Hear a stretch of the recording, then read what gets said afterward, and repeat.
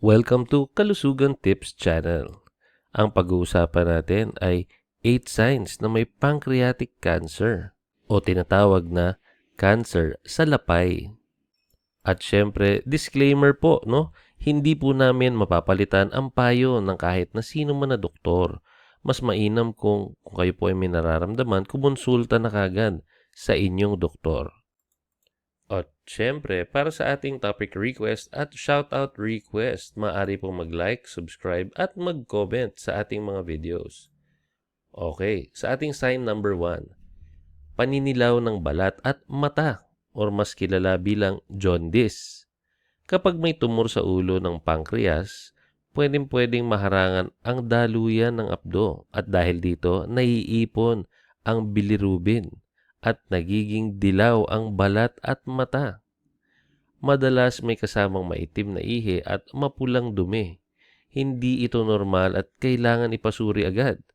Isa ito sa pinakakaraniwang unang senyales ng pancreas cancer. Number 2. Pananakit ng itaas na tiyan na umaabot sa likod. Kayo po ba ay nakakaranas ng mga ganito? Ang sakit ay kadalasang nasa gitna o kaliwang bahagi ng itaas na tiyan. Minsan umaabot ito hanggang likod, parang tumatagos at hindi nawawala kahit magpahinga. Lumalala ito kapag nakahiga ng tuwid at medyo gumagaan kapag nakayuko. Dahil malapit ang pancreas sa likod, doon din kumakalat ang sakit. Kung paulit-ulit ang ganitong pakiramdam, huwag mag-self-diagnose. Importante na kumonsulta po sa inyong doktor at huwag basta lang mag-diagnose ng sarili at titignan lang sa YouTube or titignan lang sa Google, isa-search lang kung anong posibleng dahilan ng kanilang nararamdaman.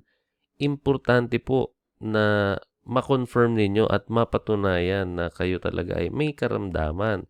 At syempre sa paraan na paglapit sa ating mga medical professional, ang ating mga doktor. Okay, sa ating number 3, bigla ang pagbaba ng timbang. Okay. Kapag hindi maipaliwanag ang pagbaba ng timbang, kahit hindi naman kahit normal naman yung pagkain, tapos hindi ang goal naman is hindi magpapayat, no? So, possible na merong hindi magandang nangyayari. So, ito po ay isang red flag. Ibig sabihin, maaaring hindi na-absorb ng katawan ang nutrients. Ang pancreas kasi ay mahalaga sa paggawa ng digestive enzymes.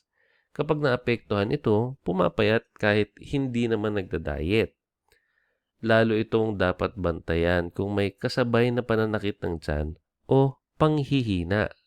So, ibig sabihin, kung meron man kayong kakilala na merong nararanasan na ganitong mga sintomas, huwag mag-atubili na dalhin sa ospital at ipa-check up. Importanteng maagapan kesa solusyonan. Ito na ang number 4 natin. Kawalan ng gana kumain at madaling mabusog. Maaaring mapansin na mabilis kang mabusog kahit konti lang ang kinain. May pakiramdam na kabag o kabusugan na hindi normal. Nawawala din ang mga gana kumain dahil sa tuloy-tuloy na discomfort sa tiyan. Yung feeling na ang sakit-sakit na o ang dami mo nang nararamdaman kaya nawawalan ka na ng ganang kumain. Kaya ito ay maaaring konektado sa tumor or nakakaapekto sa digestion. Kapag tumagal ito ng ilang linggo, maganda magpatingin na. Kasi sa totoo lang, hindi biro yung mga ganitong klaseng karamdaman. Importante na habang maaga ay makapagpakonsulta. At speaking of konsulta, baka kailangan mo ng pera pang gamot. Mag-apply na sa Finbro, mabilis lang yan. Mag-apply at mabilis rin ma-approve. Mababa pa ang interest rates. Kaya i-click na ang link sa ating description box at mag-apply. Kaya na pang inintay, mag-Finbro na. Balik tayo sa ating topic. Ang ating number 5, pagbabago sa dumi. Okay? Pag sinabi natin pagbabago sa dumi, dito nyo na nararanasan yung mamantikang dumi, medyo oily. Maaaring maging maputla, mabaho at pati mamantika ang dumi. Minsan lumulutang pa ito dahil sa mataas na fat content. Nangyayari ito kapag kulang ang digestive enzymes mo mula sa pancreas.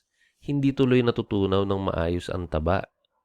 Hindi ito simpleng diarrhea lang kapag paulit-ulit. Importante na ipa-check up at ipasuri na kagad ito. Kasi minsan, yung mga ganitong klaseng bagay, hindi natin inibigyan ng importansya. At pag bigla nang dumating yung panahon na lumalala na pala, naku, it's too late, ika nga. Kaya dapat habang maaga, ipasuri naman, magpa-check up na. Sa ating number 6, bigla ang pagkakaroon ng diabetes. Ang pancreas kasi ang gumagawa ng insulin. Kaya kapag may tumor, maaaring maapektuhan ang paggawa nito. May mga taong biglang nagkakaroon ng diabetes kahit wala naman sa family history nila. So ito ay ilan sa mga early signs. At kung may kasabay itong weight loss at abnormal pain, mas lalong kailangan magpa-check up. Okay? Next is matinding pangangati ng balat. Yan ang ating sign number 7. Kapag mataas na ang iyong bilirubin, okay, sa dugo, maaring mangati at hindi lang basta kati, yung pati buong katawan. Kaya kahit walang pantal, ramdam ang matinding kati na sobra-sobra na, yung parang OA na yung kati. Madalas itong kasama ng palilinaw ng balat, paninilaw. Okay? Yung mga medyo nag-yellowish. Dahil ito sa naipong bile. Okay? Bile salts sa dugo.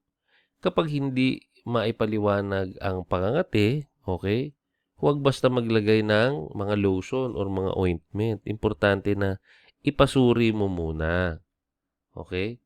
Sa ating number 8, last but not the least, matinding pagkapagod at panghihina. Okay, hindi lahat ng may ganitong sintomas ay may pancreatic cancer or may pancreas cancer. Pero kapag dalawa o higit pa ang nararanasan at tumatagal na ng linggo, maganda siguro magpatingin ka na kagad sa doktor. Okay?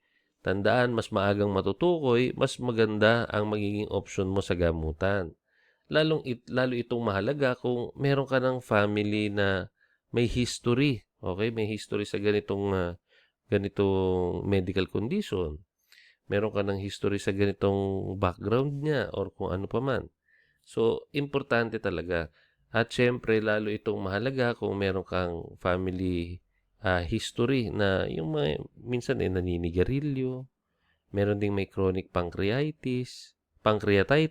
So, ito yung mga bagay na hindi dapat natin ino-overlook. So, kung ilan yung mga na-check ninyo, okay, na-check ninyo sa box, kung yan ay lagpas 3 or lagpas 4, nako, kung ako sa inyo po, ay magpa-check up na habang maaga. Okay. Once again, maraming salamat sa patuloy na pagsuporta ng aming channel. Siyempre, para sa mga topic request and shoutout request, please like this video, subscribe, and comment down below. Once again, maraming salamat at magkita-kita tayo ulit sa ating mga future videos. Pero syempre, baka mahilig kang mag-travel. Kaya ano pang hinihintay mo? Mag-Klook na. Get up to 45% off sa iyong Boracay One Pass for multiple attractions. Kaya, like and share our videos. Kita-kits ulit sa aming mga future videos.